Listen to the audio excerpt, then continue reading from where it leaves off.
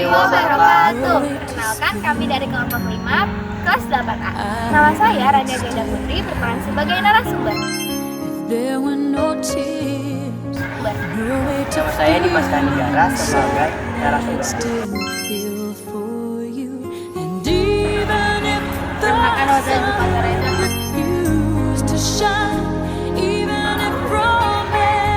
Perkenalkan, nama saya Vina Nurbaiti sebagai editor. Perkenalkan, nama saya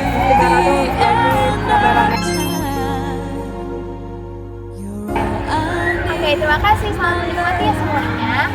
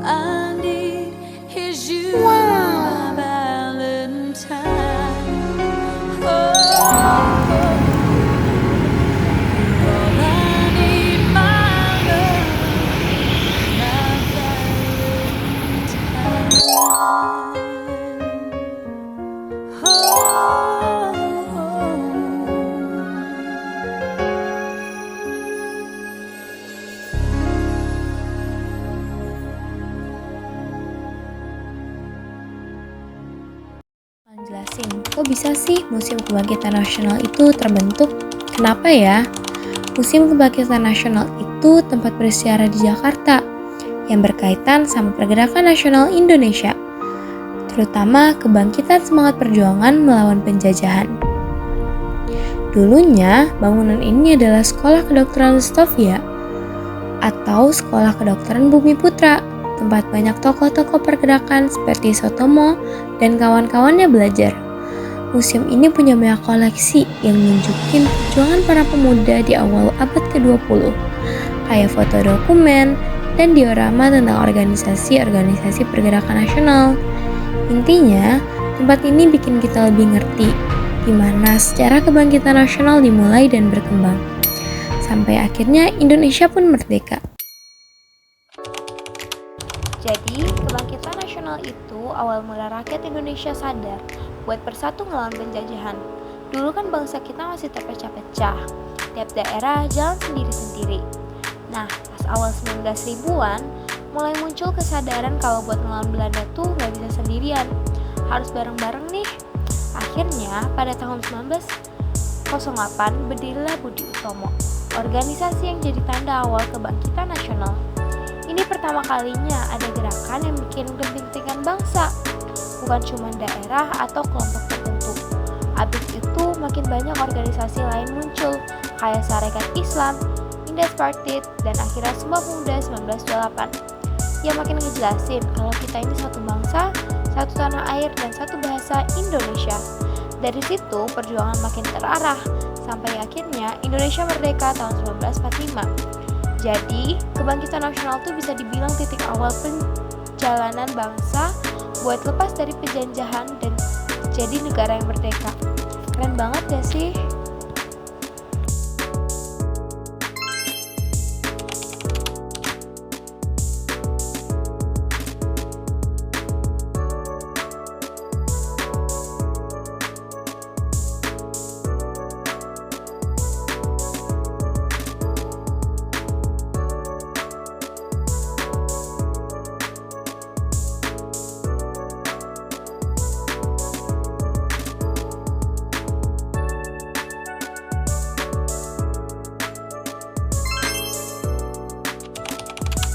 Sekarang aku lagi ada di ruangan rumah rempah-rempah. Nah, ruangan ini itu yang menunjukkan hasil kekayaan alam Indonesia dan jadi salah satu daya tarik bangsa asing untuk datang ke Indonesia, terutama Belanda. Karena kekayaan rempah-rempah itu yang membuat mengapa negara Indonesia bisa dijajah.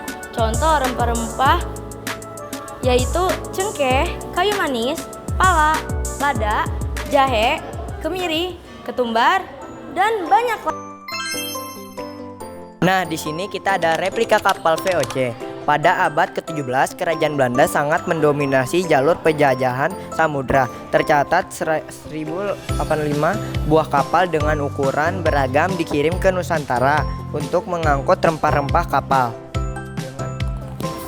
Kapal dengan panjang 130 kaki atau 39,6 meter, termasuk kategori kapal kecil, sedangkan kapal dengan panjang 142 kaki atau 43,3 meter disebut kapal besar yang dikenal dengan istilah reutership. Kapal ini yang bertugas membawa muatan sumber daya alam dari Nusantara ke Belanda dan perjalanannya membutuhkan waktu 1 tahun.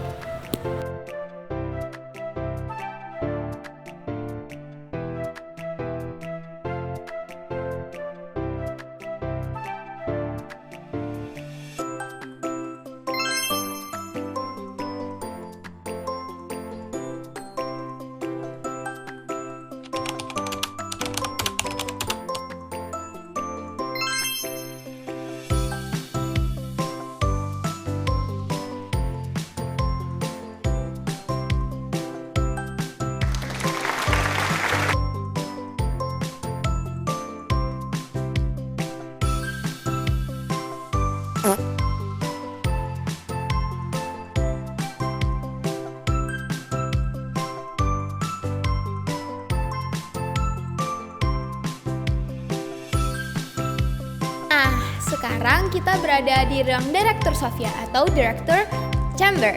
Direktur Sophia itu menempati ruangannya sendiri karena sering menerima tamu dari berbagai instansi pemerintah dan instansi lainnya. Ruangan tersebut juga menjadi tempat pembinaan pelajar Sophia yang membutuhkan bimbingan khusus agar mereka dapat menyelesaikan pendidikan tepat waktu. H.F. Roll pada 1867 sampai 1935 adalah direktur pelajar karena sangat memperhatikan kenyamanan dan kesejahteraan pelajar selama mengikuti pendidikan. Beliau juga membela Sutomo pada saat akan dikeluarkan dari Sophia akibat aktivitas dalam organisasi pergerakan Budi Utomo.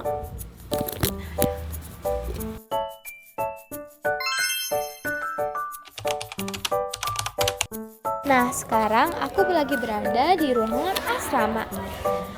Jadi, ruangan asrama ini tuh tempat tinggal para siswa Sophia zaman dahulu. Kalian bisa lihat gimana suasana asrama mereka. Yang sederhana, ada tempat tidur dari kayu, lemari kecil, dan meja belajar. Kerasa banget kan feels-nya? Di sini banyak pemikiran kritis mulai berkembang.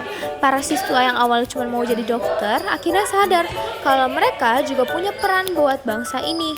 Makanya banyak tokoh kebangkitan nasional yang sering berdiskusi dan merencanakan gerakan perjuangan tempat ini. Nah, jadinya aku bakal menjelaskan politik etis atau etilika polisi. Pada 17 September 1901, Ratu Wilhelmina menegaskan bahwa kerajaan Belanda mempunyai hutang budi untuk meningkatkan kesejahteraan Hindia Belanda. Melalui yang pertama ada irigasi, membangun dan perbaiki saluran irigasi untuk keperluan pertanian. Yang kedua ada emigrasi, yaitu memindahkan penduduk dari daerah yang padat ke daerah yang jarang penduduknya. Yang ketiga ada edukasi. Edukasi itu menyelenggarakan kegiatan pendidikan demi meningkatkan kualitas masyarakat. Nah, kebijakan politik etnis yang dinilai menguntungkan rakyat adalah edukasi. Karena dengan mendapatkan pendidikan di sekolah, pemerintahan, maka terbuka kesempatan untuk menaikkan status sosial.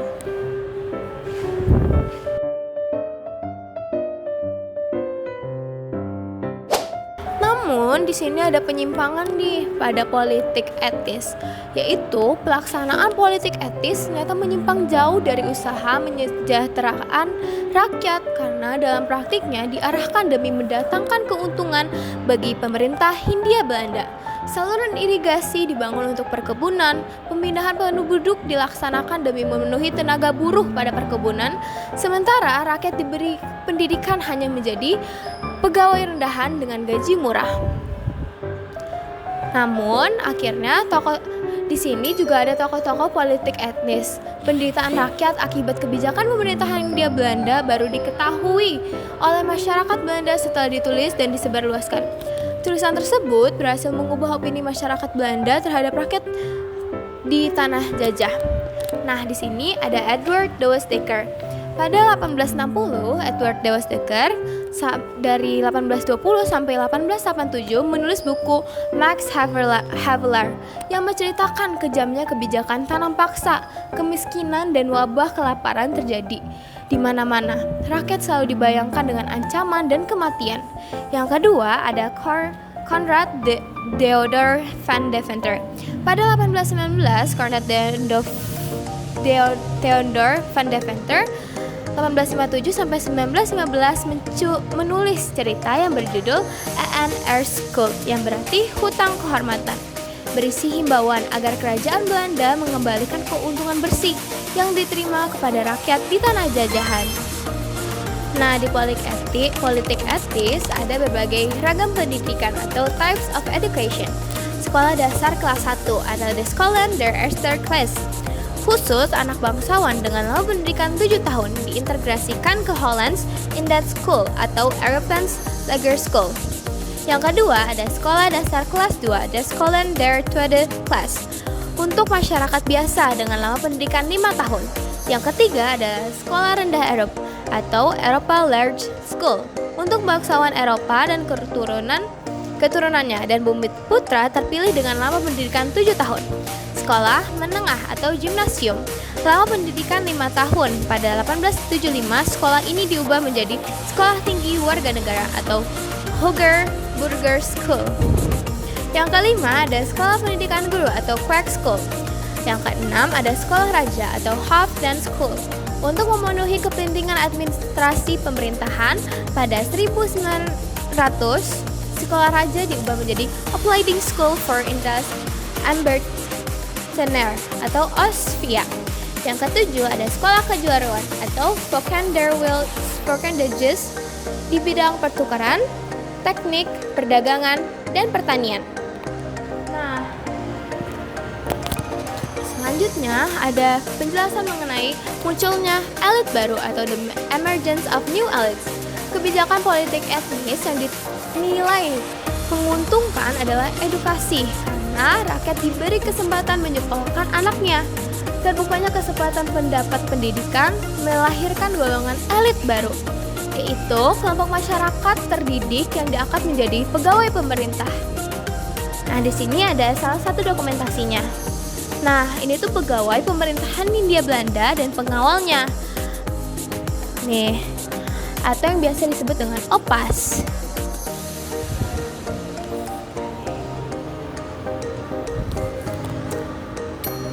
Pendidikan masa Hindia Belanda. Pendidikan pada masa Hindia Belanda bersifat diskriminatif karena mengutamakan golongan tertentu, sementara anak-anak bumi putra diabaikan kecuali yang berlatar belakang bangsawan. Ciri pendidikan pada masa itu adalah gradualism, tidak memperhatikan pendidikan penduduk bumi putra. Dualism, pendidikan dibuat terpisah untuk anak bumi putra dan anak terpilih, prinsip konkordansi. Mempersulit anak bumi putra bersekolah di sekolah pemerintah. Pendidikan bertujuan untuk mendapatkan pegawai dengan gaji murah. Nah, di sini juga ada dokumentasinya, yaitu ada sekolah misionaris, kegiatan pelajar pribumi, pelajar Koning Willem School, pelajar Hollands in that School Blitar.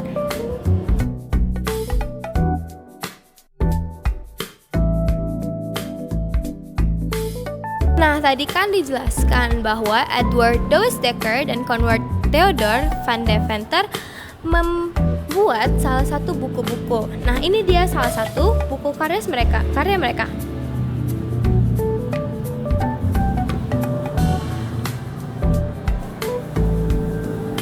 Nah, di sini juga ada rapor Taman Siswa. Perguruan Nasional Taman Siswa mengeluarkan laporan hasil belajar yang berisi nilai-nilai dan prestasi yang diperoleh siswa selama mengikuti pendidikan.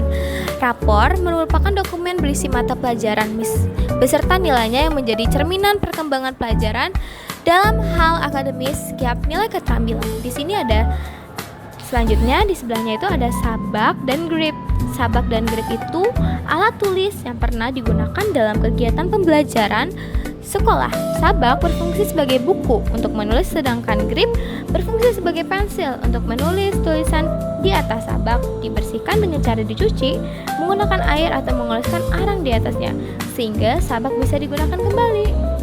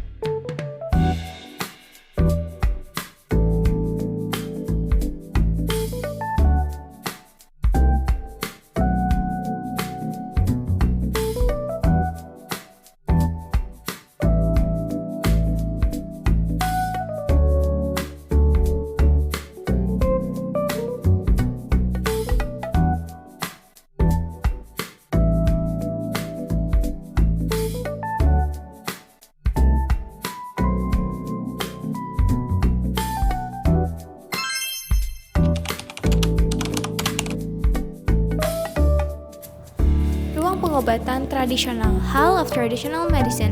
Masyarakat Nusantara telah mengenal pengobatan tradisional sejak lama. Pengetahuan tersebut langsung diwariskan secara turun-temurun dari generasi ke generasi. Masyarakat tradisional mempercayai hal-hal yang bersifat mistis atau supranatural sebagai penyebab datangnya suatu penyakit, yang proses penyembuhannya melalui bantuan dari dukun atau orang yang dianggap mempunyai kemampuan menyembuhkan. Dukun memiliki kedudukan terhormat di masyarakat karena berperan penting dalam upacara ritual masyarakat.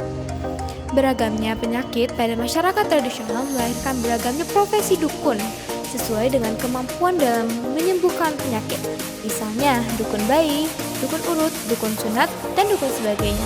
Masyarakat di Nusantara juga mengenal pengobatan tradisional yang bersifat herbal dengan menggunakan racikan tanaman tertentu yang bersifat herbal yang dipercayai dapat menyembuhkan penyakit. Pengetahuan tentang khasiat yang dipercaya dapat menyembuhkan penyakit. Dan cara pembuatan obat tradisional ini didapatkan secara turun-temurun juga loh. Relief pada dinding Candi Borobudur, Prambanan, dan Panataran merupakan salah satu bukti pemanfaatan tanaman sebagai obat racikan. Obat herbal di Indonesia dikenal dengan nama jamu.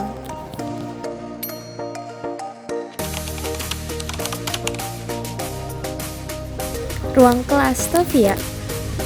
Nah, ruang kelas di Sofia pada zaman dahulu cukup sederhana, tapi mendukung pembelajaran karena ini sekolah kedokteran. Ruangannya ada yang seperti kelas biasa dan juga ada khusus buat praktik. Ruang kelas biasa itu kayak ruangan sekolah pada umumnya, ada bangku-bangku dan papan tulis. Para siswa belajar teori kedokteran di sini. Para murid Sofia belajar dari pukul 7 pagi hingga 12 siang.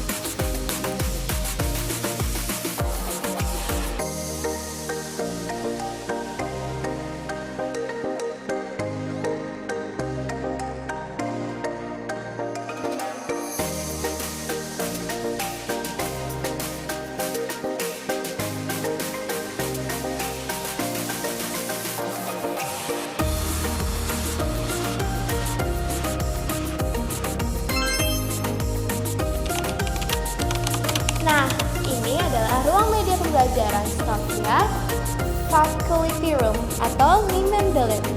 Pembelajaran di Sofia lebih menekankan praktek sehingga dibutuhkan media pembelajaran yang memudahkan simulasi dalam pembelajaran. Media pembelajaran ini ditempatkan di ruangan tersendiri yang akan diambil oleh para pengajar pada saat akan memasuki ruangan pembelajaran. Nah, selanjutnya di sini adalah ruangan anatomi.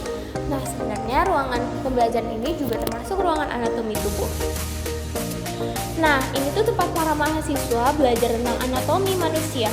Ruangan ini sangat penting karena mereka belajar mengenai anatomi tubuh dan praktek. Di ruangan ini menjadi saksi bisu bagaimana tentang kedokteran. Nah, ini tuh juga menjadi salah satu sejarah di mana para mahasiswa di Sofia belajar. Ini tuh Microsoft Helix atau Helix Microscope dirancang oleh Judge Dapskog pada 1817 sampai 1886. Mikroskop binokular pertama yang memungkinkan pengamatan dengan kedua mata sehingga memberi rasa nyaman, serta kedalaman pandangan lebih baik dibandingkan mikroskop monokular. Terdiri dari dua tabung beralas datar yang dapat diatur secara vertikal dengan dua knop setiap sisi penutup, sementara yang kecil dipasang di bawah cermin belah ketupat Fresnel. Ada lampu di ruangan bawah tabung sebagai sumber cahaya.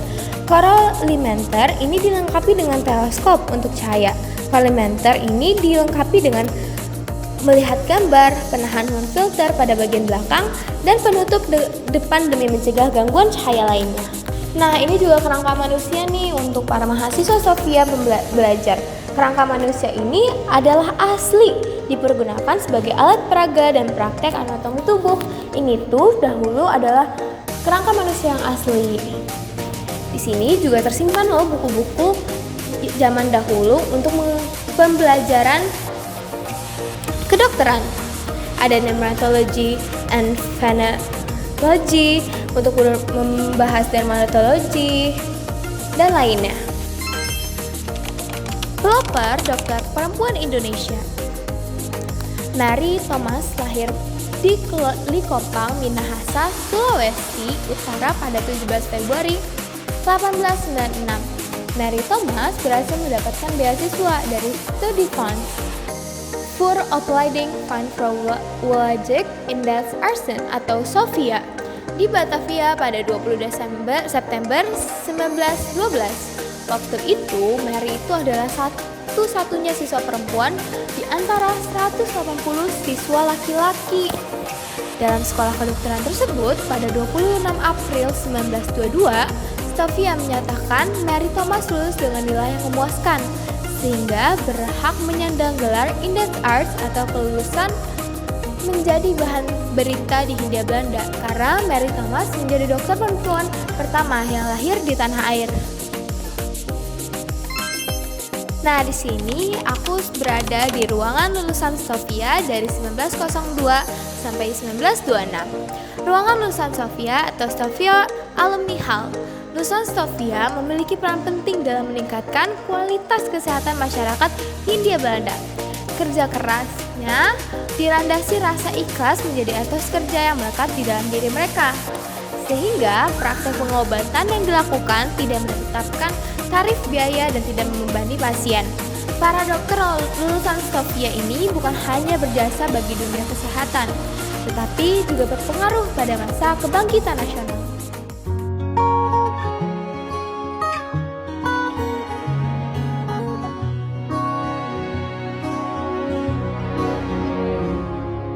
Sungguh ku tidak memiliki daya di depan harummu, sungguh terkunci kata yang tertata di depan ragamu.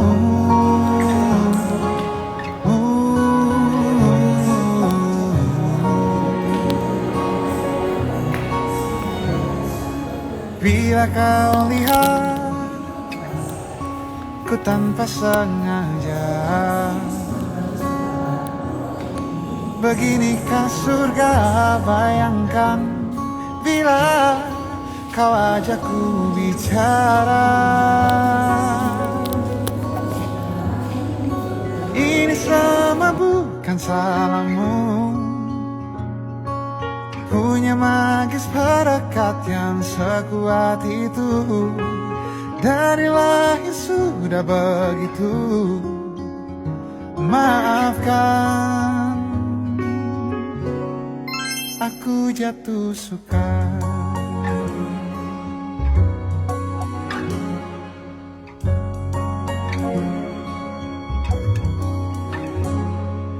Bila kau lihat ku tanpa sengaja,